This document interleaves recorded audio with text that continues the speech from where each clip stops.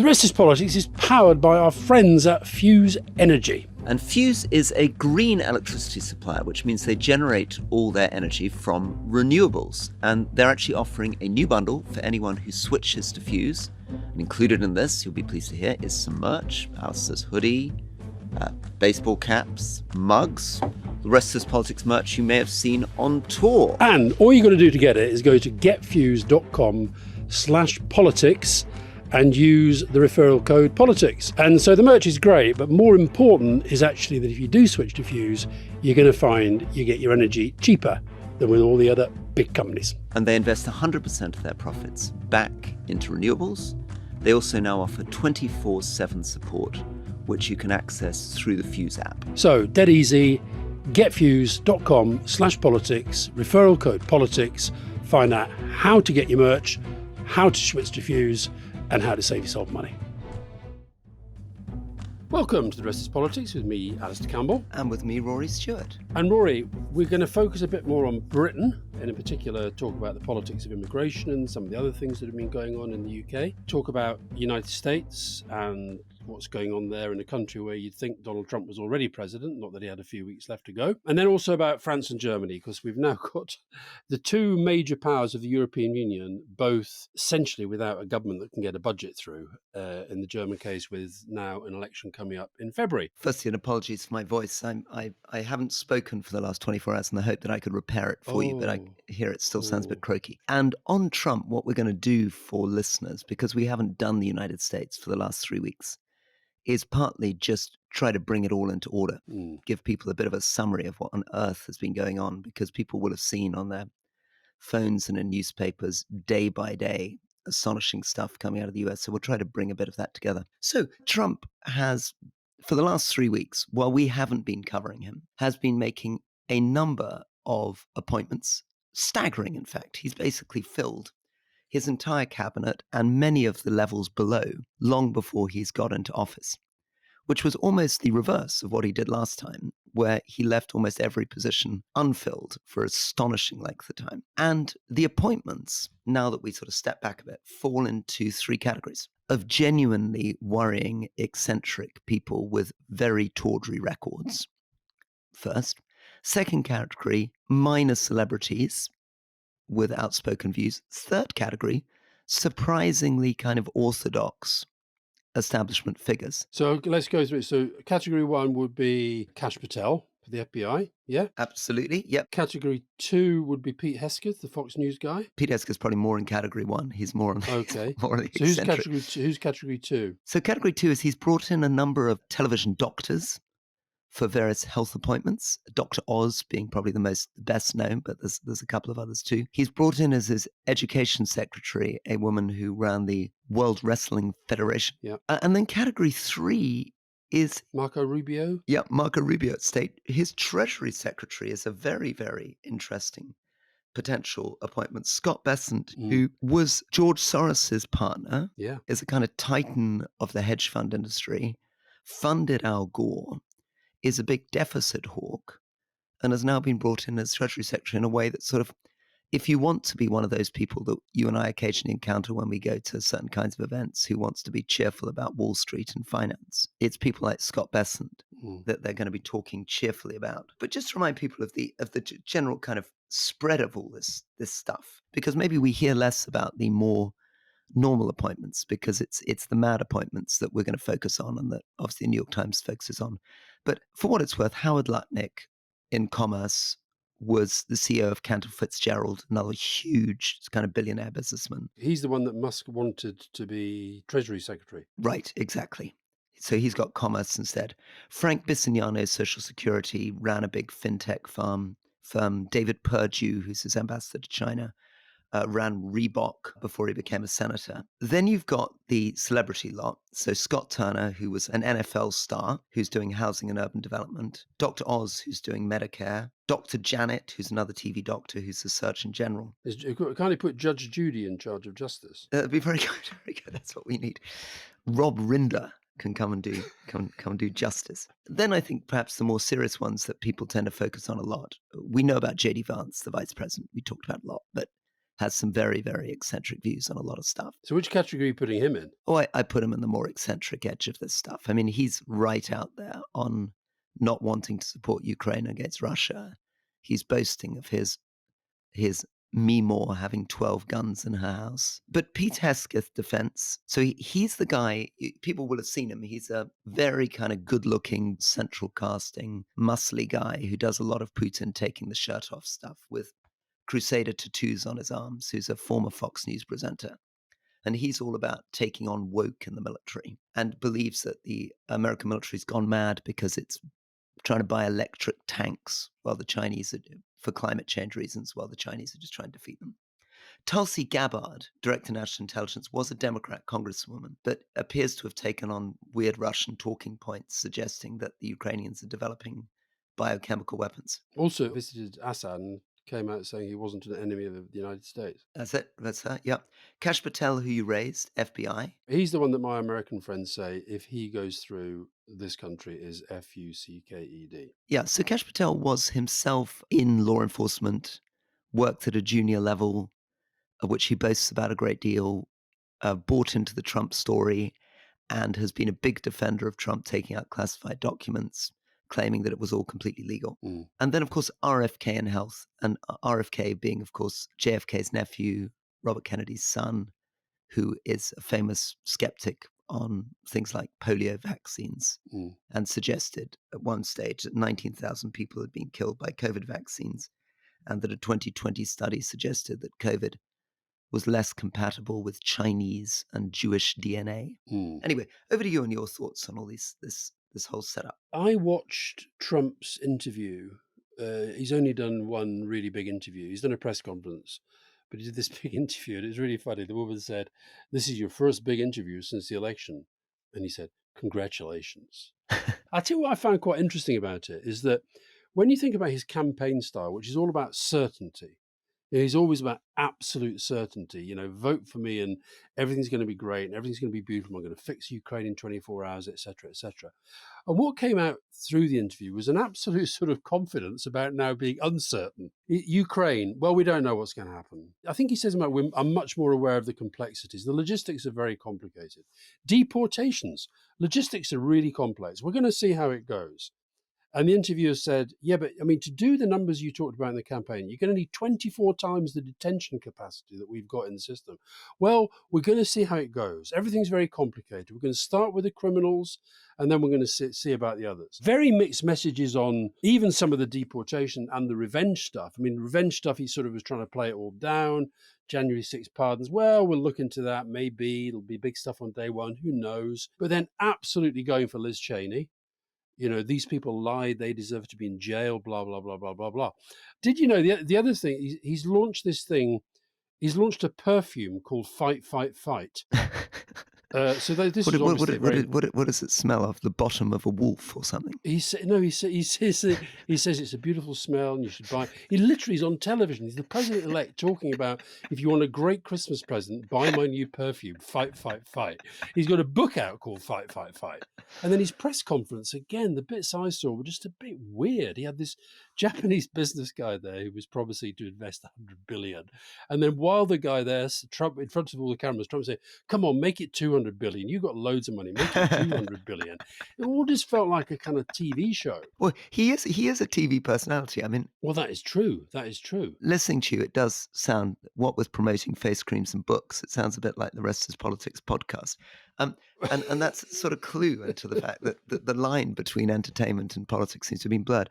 But you've put your finger on something which is the genuine multi-trillion-dollar question for the world. So we know what theoretically Trump said he was going to do. So he said he was going to put 60% tariffs on China, 20% tariffs on the rest of the world. And that would have been enormous. It would have massively slowed global trade. It would have driven up prices enormously in the United States. And it would have collapsed global GDP. It would have been a really big deal. But he's now suggesting that instead he's going to put up tariffs much less than that. And he's putting them up now, he says, as a bargaining chip to stop China and Mexico importing fentanyl. And that's a totally different statement, isn't it? Because if you're saying this is the threat that I'm putting in place to change your behavior, but I'm going to drop it if you stop doing it. That's completely different to saying I'm trying to protect American industry through these tariffs and build up American jobs. So, in completely different logic, right? The same with Ukraine. He said that he was going to fix it in 24 hours. And you'll remember that his son tweeted out this thing saying, "No more daddy's allowance," with a picture of Zelensky in cash, Yeah. just 11 days before the election. But he's now appointed General Kellogg, and Kellogg is on record saying, if Putin comes to a deal, we'll drop support. But if Putin doesn't come to a deal, we'll provide more financial support and arms to Ukraine, which seems to go completely against that story. On the deficit, you've got this weirdness that, on the one hand, he's talking about these enormous tax breaks, which potentially could add $6, $8, $10 trillion to the deficit. And on the other hand, he's appointed a Treasury Secretary who's a deficit hawk who wants to cut the deficit. And there we have a clue from the last time round, because this was true last time. He appointed Steve Mnuchin, who again was a deficit hawk, as Treasury Secretary, and then ramped up the deficit. He appointed John Bolton, who was a massive, wanted to go and bomb Iran, apparently because Trump, had seen John Bolton on Fox News and liked his tough talk. But once he put him in, he then wasn't tough enough in Iran, so Bolton then resigned. Yeah, there's not much emerging. I mean, Scaramucci keeps saying that Trump and Musk have already fallen out, and Musk is kind of out of the account. It doesn't feel like that to me. And we haven't had quite the kind of personality soap opera stuff that we've had with these people that we had the first time around. I've got no doubt that that may develop, but it's sort of it feels much more that he's kind of operating to, even if it's a bit sort of all over the place and there are all these contradictions, feels much more like a plan. What he is this extraordinary storyteller. So one of the bits of the press conference that I watched, he was asked about whether Xi Jinping was going to be coming to the inauguration. And he kind of did this whole riff about, well, he might be and he might not be. And, we've had kind of contacts and there's been papers and there's been reports. And he just sort of, he's telling a story the whole time, very little of which has anything to do with people's lives. Yeah. But it's a kind of, I mean, when we interviewed Clinton, remember Clinton talked about he had this genius. He used the word genius, which, you don't spray around with many people, for making people feel that he was somehow, talking about them and their lives, taking their problems and making them feel that he was there to help them. Now, you and I look at that and think, well, how can people really believe that? But so many people do. Well, it's also what you're describing there, that he's doing that interview, is how that book, The Art of the Deal, works. It's all about bringing you with him, taking you behind the scenes, making you share in his thinking and his decision making. Final thing I think to finish on before we move on from Trump, the sort of big picture. The big picture in foreign policy is beautifully laid out by a guy called Jeremy Shapiro in ECFR. And what he says is that there are three basic views on US foreign policy in the MAGA camp. They all agree that they're anti-woke, they're all anti-immigration, they're all suspicious of globalization. But there are three camps on foreign policy. One of them is, he calls the restrainers, which are basically the out-and-out isolationists. And those are people like Richard Grenell, J.D. Vance, who basically don't want the Americans getting involved in other countries. The second category are what he calls the prioritizers, and that means prioritizing China. And that's particularly Mike Waltz, the new national security advisor, but others who basically say Russia, Ukraine, everything else in the world's a distraction. We just got to prioritize on China. And then the third lot, which he calls the primacists, is where this article that you shared with me, maybe you could talk about a little bit, from Mitch McConnell comes in, which is an older Republican tradition, which Trump has turned away from, which says, actually, the US does need to have a presence around the world. It needs to participate in international institutions. It's not going to be able to deal with China if it doesn't realize that actually China is bound in with Africa, China's bound in with Russia, China's bound in with Iran. So maybe just finish on that and give us a sense, this Mitch McConnell piece and this Republican tradition, which is vanishing with Trump. I mean, I honestly never thought that I would go to bed last night and my final words of the day would be, that's a really interesting piece I've just read by Mitch McConnell. It's on the Foreign Affairs magazine. And of course, Mitch McConnell is somebody that Trump has kind of whacked around a bit. He's been a very powerful figure in American politics for a long, long time. I think he's into his 80s. He's still a senator from Kentucky. And as you say, his basic take on this is that isolationism is a really big mistake for America. He's very critical about Biden and Obama, where you'd expect him to be because he's very tribal like that. But he's got this line, the response to 4 years of weakness, which is how he defines Biden, must not be 4 years of isolation. And he's actually quite critical of Trump in some extent. And of course, we know that Trump does not like criticism. He says that Trump was stronger in Ukraine and Syria than Obama, but, quote, sometimes undermined these tough policies through his words and deeds. He courted Putin. He treated allies and alliance commitments erratically, sometimes with hostility. He withheld $400 million in security assistance to Ukraine. These public episodes raised doubts about whether the United States was committed to standing up to Russian aggression.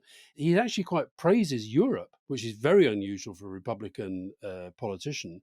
He says in Europe, basically, they have responded to the demand that Trump made in his first term that they should contribute more to NATO. More than two-thirds of NATO members now meet or exceed the alliance's target of spending.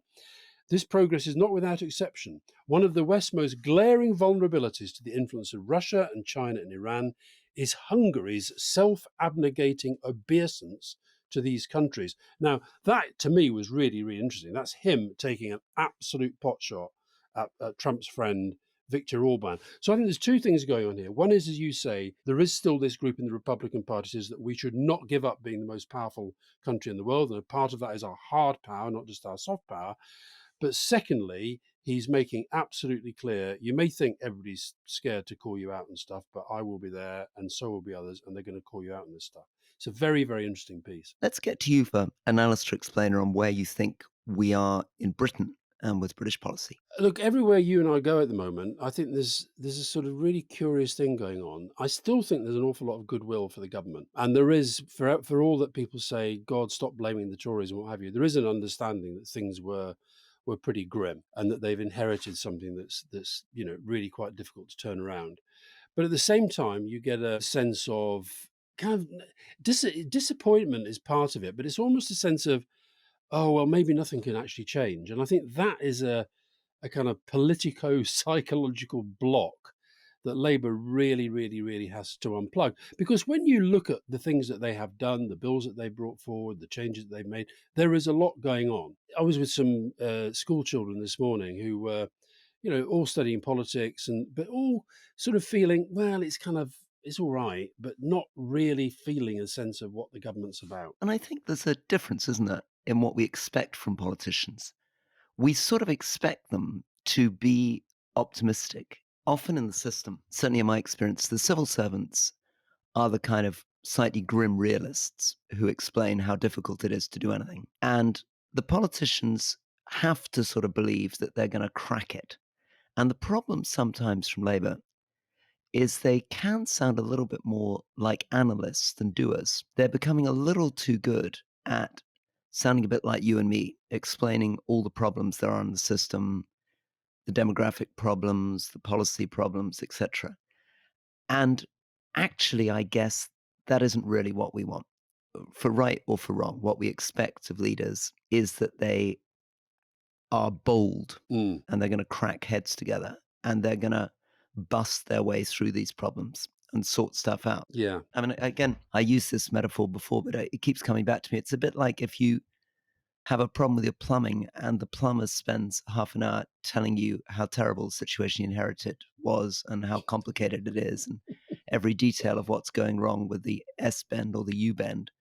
You really just want him to reassure you that he's going to fix it. Funny enough, that criticism you've just made of us is one that was made to me over the weekend at Norwich City Football Club, and I went to watch Burnley, and I sat with Delia, the wonderful Delia Smith. Yeah. But she was saying that sometimes she just feels there was a little bit more of how are you going to fix it? How would you fix it, kind of thing. Mm-hmm. Now, where we differ, we might have ideas. We have lots of ideas about citizens' assemblies, getting back in the single market or the customs union or, defence. But we've got lots of ideas, but we're not in power. And another person I bumped into at one of the sort of Christmas shebangs that goes on was George Osborne, who said he'd been at a party where lots of Labour people had been there, ministers, and he was saying, "Look, cheer up for God's sake! You all look sound a bit miserable." But your point about analysis rather than doing, because I knew we were going to talk about immigration, I watched Yvette Cooper's interview at the weekend on the BBC. She was in Rome. She'd been seeing the Italian government. She was talking about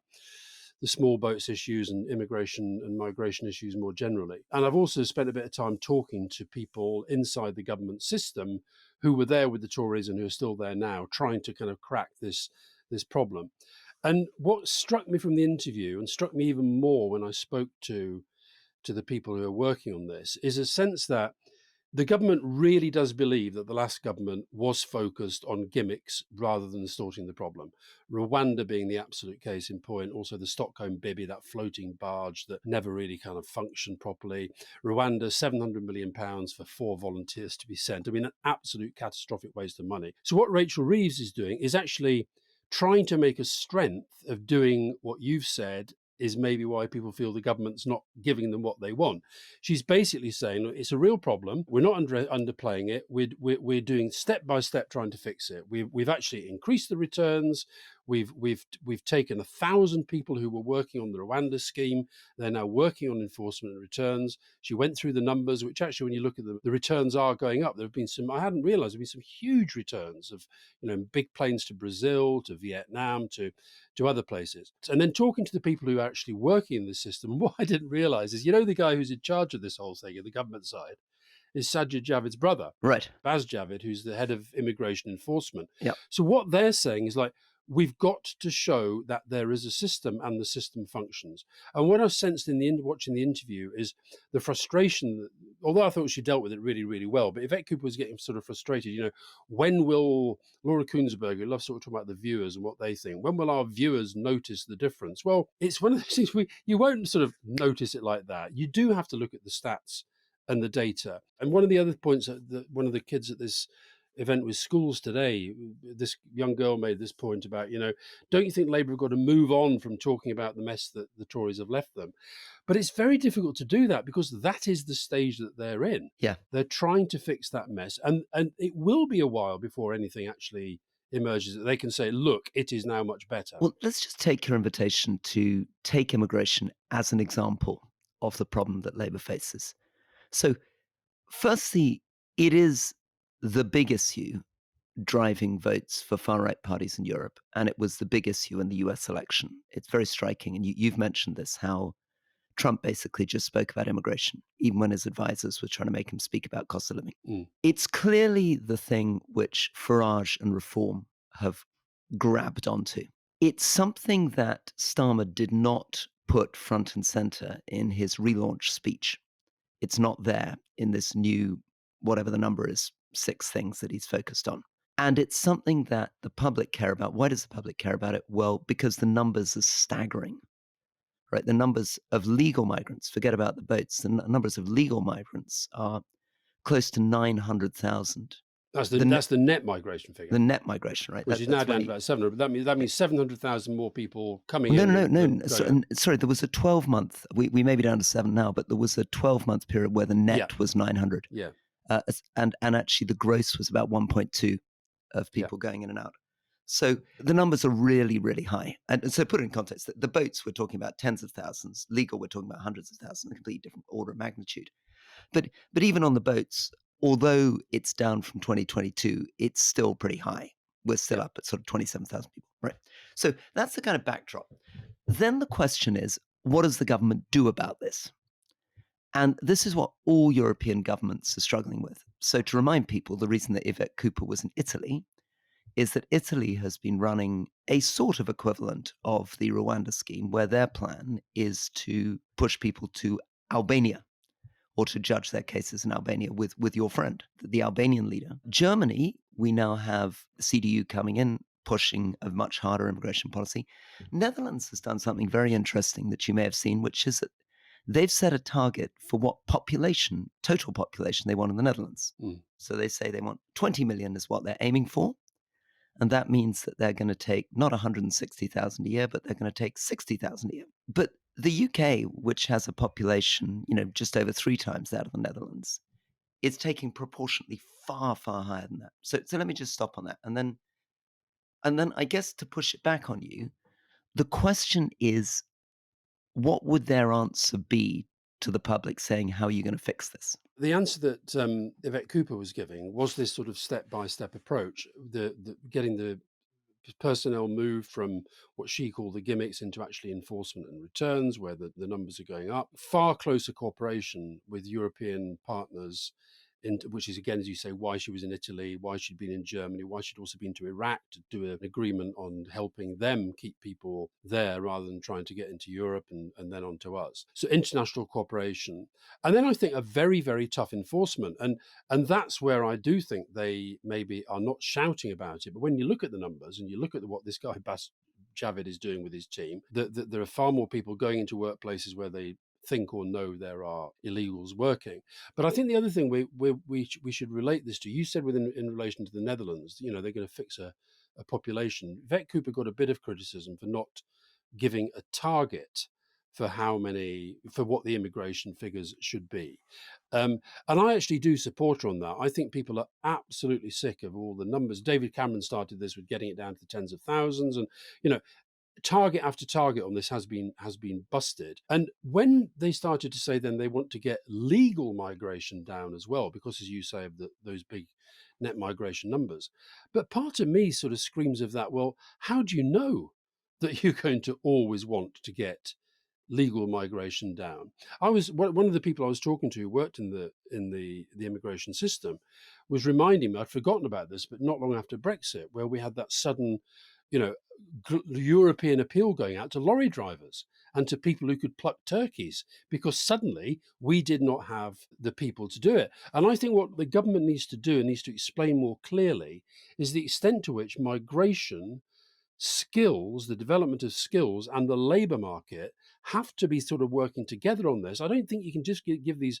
random numbers and say that's what we're going to work to. So I think I'm a bit down about the kind of both legal and illegal migration. It's almost been lumped into the same category at the moment. Yeah. The question of you and me disagreeing on this, maybe not, as you say, we're not in office. I mean, my instincts is that it's a government should be very, very open about saying this is far too high, and we're going to significantly reduce this. What, legal migration? Legal migration, yeah. You can't possibly have 900,000, even 700,000 people coming in a year net. It's just far too high because you simply don't have the infrastructure and the housing. I mean, we're going to struggle to build 100,000 houses this year, and we've got a massive housing shortage.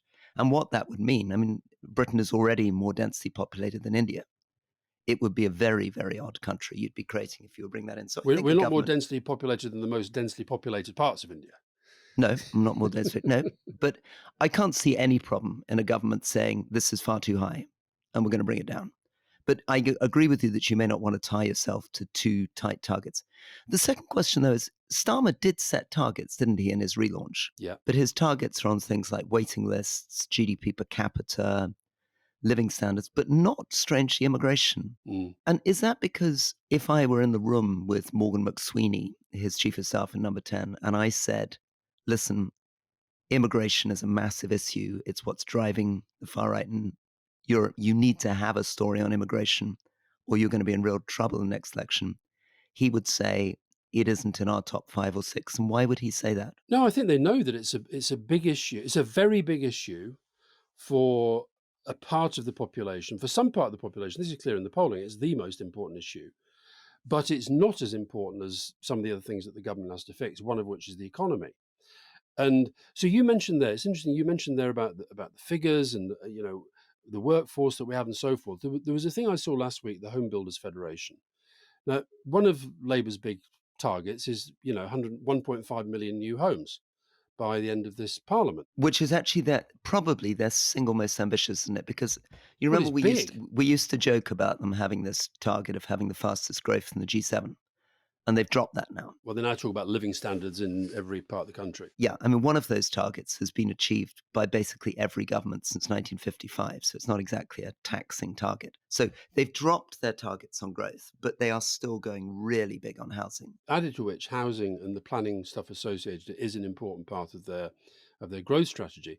But the Home Builders Federation, and I accept that everybody lobbies government and everybody projects their point of view and what have you, but they put out a thing that I thought was very, very interesting, which was they were basically saying to meet that target in terms of the construction industry labour market, they need 20,000 new bricklayers, 2,500 plumbers, 8,000 carpenters, 3,000 plus plasterers, 20,000 ground workers, 1,200 tilers, 2,500 electricians and roofers, and up to 500 sort of new trained engineers. Now, you might get the engineers. And also, when I did a tweet about this in the week and somebody said, oh, well, maybe if you and Tony Blair hadn't been so keen on getting everybody into further and higher education. Well, possibly a fair point. We've definitely got to restore the sense of, apprenticeships to trades and this sort of thing. But the idea that we're going to get all of those people without quite a lot of them coming from other parts of the world is for the birds. Yeah. So we need people desperately for building houses. We need people desperately for care homes. We need people desperately for the NHS, which is increasingly dependent.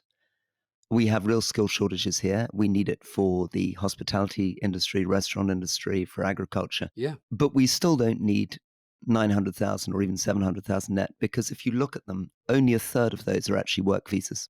A very, very, nearly 2/3 of those are not work visas.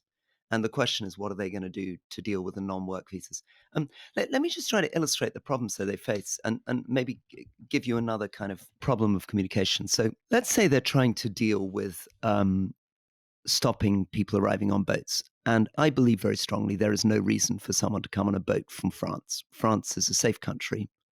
There's absolutely no reason for somebody to get on a boat from France, and they're getting off those boats.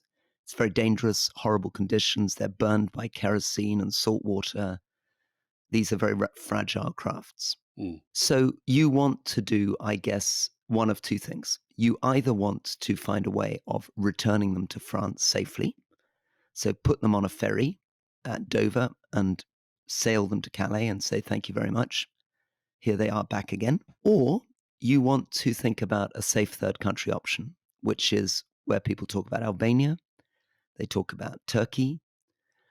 They were even, I mean, there's been conversations in the British government, which I'd love to sort of see what your political reaction is to. In Rishi Sunak's cabinet, people suggested things like putting people on the Shetland Islands or putting them on the Falklands, which would be the equivalent to what Australia did with boats as a way of processing them. Can I just, before I get on the bigger, can I just pause on that for a second? What's your political instinct if you'd been sitting at the cabinet table and somebody had said, okay, what happens if we process them on the Shetlands or the Falkland Islands? I've got a really weird feeling. I could be wrong, and as you know, I'm a great admirer of Jonathan Powell, and he's a good friend of mine. I've got a funny feeling that in the last release of Cabinet Papers, I think Jonathan might have scribbled on a note, what about the Hebrides or something. Right, right. I will apologise profusely if I've got that completely wrong. But anyway, you have a sense that the It would idea be was difficult. floating around even when you were there. Yeah, and it would be difficult. I think it would be very, very, very difficult. Of course, as you know, the Italian scheme vis-a-vis Albania is getting into Italian legal difficulties. I think what went wrong with the Rwanda plan, and this was confirmed to me by somebody who was working on it, is that essentially the government were literally putting all of their energy into that, and they were determined that that was going to be the thing that worked. And I think that once, and I always felt with Rishi Sunak, because we know that when he was Chancellor, he didn't think it was a very good idea. When he became Prime Minister, I think for political reasons, internal political reasons, he felt he had to carry on with it.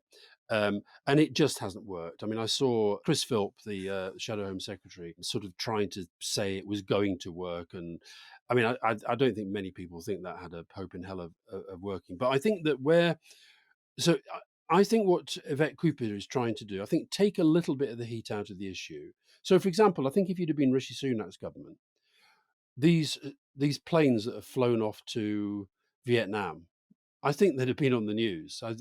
But maybe they were, but if they were, I missed it. And would you not have put them on the news? Would you not have been tempted to put them on the news? Probably at this stage of the Parliament, probably. But I think what they're trying to do is, I think there's a lot of show not tell going on. The problem is you can't show if nobody knows what you're doing. No, I know, sees but it. You can't show if nobody sees. Yeah. No, but what they're doing, I think, is trying to take a lot of the political saliency out of the issue and fix the issue and get to a point where it is fixed. Now, the problem with that, as particularly when you add in things like what's going on in Syria now, climate, all the other pressures that are going to be on migration flows, is whether actually we don't have to reach a point where only through some kind of international cooperation, especially us in the European Union, we can have some sort of scheme that appeals to them all. I would have thought that on asylum, what we need is to return to this idea of a global resettlement coalition, which is a pompous way of saying we set a target for all the developed nations for equal burden sharing. And I keep coming back to 0.05%. So in the UK, that might be something in the region of 35,000 people a year that we would take.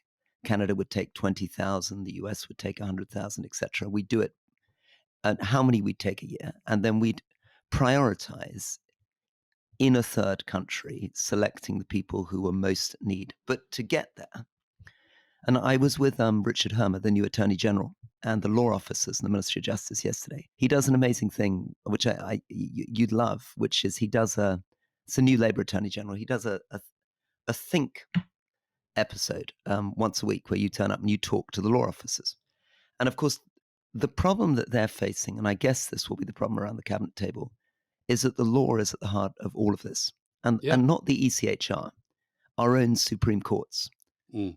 I mean, unless we left our own Supreme Courts, it's very difficult to fix all these problems. If you look at the ruling that Lord Reid made on Rwanda, there are so many conventions that we're signed up to beyond the ECHR, including the Refugee Convention, which constrain what we can do around these things. Yep. So one question would be for the government: can you fix a problem like this with sort of what I'm sort of hearing you're saying that Yvette Cooper's trying to do, which is a number of practical, medium-sized steps, which together might add up to something? Or have you got to do something more radical to actually reform the system? Is it actually possible to do it just by being a bit more competent? I think she's at the stage at the moment of trying to do it by being more competent and more focused on the things that she's been doing, which are the returns and the greater enforcement and the use of law, alongside these trying to improve relations with other countries to get them on the same pitch. I worry what you just said there about trying to have some sort of, all the rich countries take a few, or a percentage. I mean, can you imagine Donald Trump signing up to that? So does that then just become another problem for Europe? Do all the European right-wing parties then say, look at this, it shows the whole thing has failed, it shows Europe's failed? I worry that would fuel nationalism rather than challenge it. Well, the great thing, of course, I mean, I don't know, I may be wrong, but my sense is that you can say to right-wing populists who largely feel that their country is being unfairly targeted, if you say, listen, we're reducing the overall numbers, we're setting a target, and we're sharing it equally with everybody else, I think it takes a bit of the poison out of it. Yeah, but Rory, I think if you said to most British people who read most of our right-wing newspapers, they would assume that we're kind of, right up at the top of the league in terms of taking in asylum seekers and so forth. We're not. So when we look at the main destinations, this is just Syrian refugees in 2023, top of the table by a long, long, long, long way, with 3.2 million Turkey, then Lebanon, then Germany, then Jordan, then Iraq, then Egypt, then Sweden, then Austria, then the Netherlands, then Greece. We're not even in the top 10. What I can't stand about this immigration debate, and of course this is what people like Farage do, and helped by the Express and the Sun and the Mail and the Telegraph and all the sort of drumbeat of right-wing propaganda, they make British people feel that this is a kind of uniquely British problem. This is why, where I do agree with you, I think it is only going to be addressed if countries decide to address it together. I don't think quota systems can work, but I do think that that's a greater sense of international cooperation and also being honest about the scale of it. So if you followed our media, you said the small boats number is very small compared to overall legal migration, but most people won't know that because that is not the way the debate is conducted. But that, I'm afraid, is also why I'm a little bit surprised at you supporting this show not tell, softly No, I think you pragmatic need move, both. I because think you need we're in a both. social media environment which I'm afraid, sadly, has proved itself over the last 10 years to be all about the narrative. It's so little increasingly about the reality. I mean, I remember people in Penrith saying to me, a woman in Penrith saying to me, you can't see a white face in the streets of Penrith anymore. And I think that we're at that stage, 600 people from minority ethnic backgrounds in my constituency. So what did you say to her? Well, I pushed back and said it's not true. And when she said, school's impossible because everyone's speaking Polish, I said, which school? I haven't seen a school like that in Cumbria. And eventually she said, well, obviously not the schools here, but I've read about it elsewhere. So the point that I'm trying to make is that it would be a mistake, sadly, for Yvette Cooper to think that if what she does is very quietly change the actual numbers on the ground, that's going to be remotely relevant to what happens in the next election. I'm afraid not. I'm afraid it's all to do with the perception, and that's why it's if she really is managing to put people on planes to Vietnam or Iraq, they should be right over the evening news, and they should be on TikTok. Well, I think you have to do both. I think, but my point is, I'm just trying to draw a sense of the parallel that I seem to be hearing from within people who've been working for both governments, Labour and Tory, is that I think there was a sense of real frustration under the last government that the entire system was being bent towards a scheme which nobody in their heart thought was going to work. It was all about politics. I think what she's doing in the first half of this parliament is trying to fix the system where it needs repair and improvement, try to bring that in. And then the politics have to take care of themselves in the second half of Parliament. And I know that's difficult. I don't think you can leave the politics the second half. I mean, it's a ridiculously cheeky of me to say this to you because you're much better at this stuff than me, but it seems to me that's a false choice. I completely agree. Yeah, it may be. No, I'm just trying to explain what I think they're doing. This is what I think they're doing. I'm not. I don't. They've got to do it both, haven't they? They've got to both have really good policies implemented well, and they've got to communicate the hell out of it, or they're going to be in trouble. I'd love to know if any of our viewers and listeners who saw, and you can get it on, watch again, the interview. I was quite impressed by the way she handled it, and I can't put my finger on why, because the questions were, she wasn't defensive about what is a very difficult issue. That's what I quite liked. But I had a sense that she, in her own mind, thinks she can resolve this, but she is at that stage of the operation where she's putting in place the things that will help her do that. She is not overclaiming. Andrew Neil, who used to be quite a serious journalist, and he did a tweet this morning, breaking news, Keir Starmer to visit Britain. Ha, ha, ha, ha, ha. Because Keir Starmer's, he was abroad again yesterday in Norway, and he was talking to defence ministers overseas today. But then I made the mistake of putting in Keir Starmer's name into, and just tracking lots of comments about Keir Starmer on social media. They are relentlessly negative, relentlessly. Yeah. Now, a part of me says to myself, what the hell are Labour doing? Why is there no operation to engage with that, push back on it, and what have you? But then another part of me says, that kind of is the world that we're in. It's a bit of a nightmare. It makes government harder. But I think one of Keir's strengths, I really do think this, you made the point, this made an impression on me when you said you saw him at that state banquet and you thought he was calm, unflappable, pretty clear about what he was trying to do.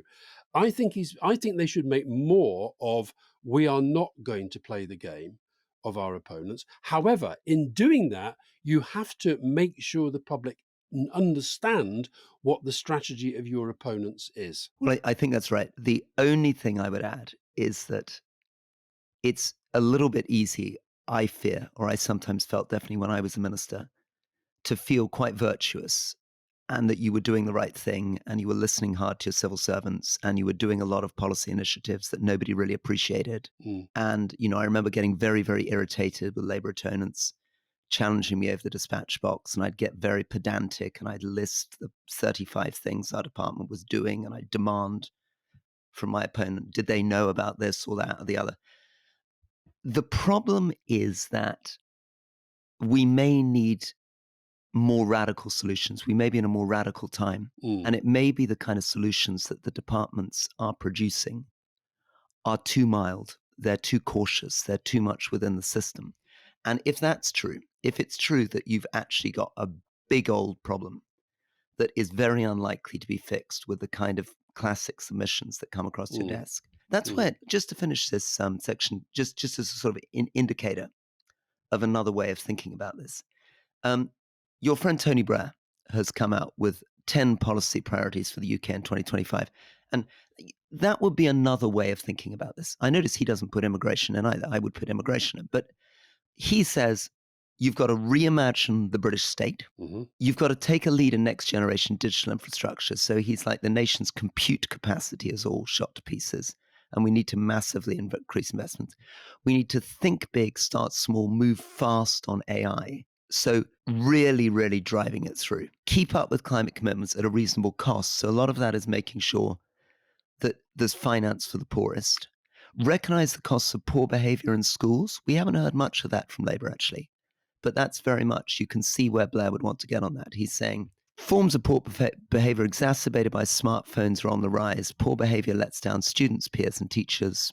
Consistent standards of discipline need to be implemented. So I'd be interested in your thought on why Blair thinks that's obvious and Labour doesn't. Changing in healthcare, bring tax policy back into the real world. So now this is where he says we need a broad base of contribution. This basically means that Blair's saying, and I couldn't agree with him more, that the problem in Britain is that people on low and median incomes are not paying tax. Now that's a very controversial thing to say because people on low and median incomes are struggling. But if you make so much the tax burden fall as it currently does in the top 0.1%, you have a very unstable system because those people are very mobile and they can sweep the rug out from under you. And then he's got a big internationalist piece. Anyway, that's what I think Blair would be doing. There would be those 10 things. And I'm not hearing that from Starmer. I think you're hearing parts of it. I've not read Tony's thing yet. It's in my inbox, and I know it's there. I think that felt a little bit. I mean, God, as you know, I don't like sort of saying anything even remotely negative about Tony Blair. That felt a little bit like 1997, 2000. Okay. But apart from the AI bit, if you replace AI with sort of, technological revolution development. What was the superhighway? What was your phrase? The information superhighway. That was the one. Yeah. I'm surprised identity cards isn't in there. It should be. I'm all for identity cards, and its time has come. In fact, somebody tweeted the other day, says, I need to find somebody who loves me as much as Tony Blair loves identity cards. I'll give you an example, right? So when I started looking into this, and I was saying, like, what has Labour actually done? Okay. Border Security Command, I was aware of that. I knew about that. I knew roughly what it was trying to do. I knew that there was 150 million quid attached to it, etc. Anti-smuggling action plans signed with other G7 nations. Wasn't aware of that. New agreements with Serbia, North Macedonia, Kosovo to tackle people smuggling through the Balkan states. I mean, as you know, I do a lot of work in the Balkans, but I wasn't actually aware of that. Agreements with Germany and Iraq to tackle the people smuggling gangs. I was aware of that. Here's one I wasn't aware of, which I think actually anybody who's genuinely interested in this debate should be. Since July election, immigration enforcement has convicted 53 people smugglers, including 23 individuals for piloting small boats, leading to over 52 years in jail sentences. Work with the French has prevented over 25,000 crossings, etc. Now, that I can't help thinking that if this is the massive issue that we think that many people think it is, seeing people smugglers go to jail for taking people on the channel, I absolutely think they should be screaming that from the rooftops.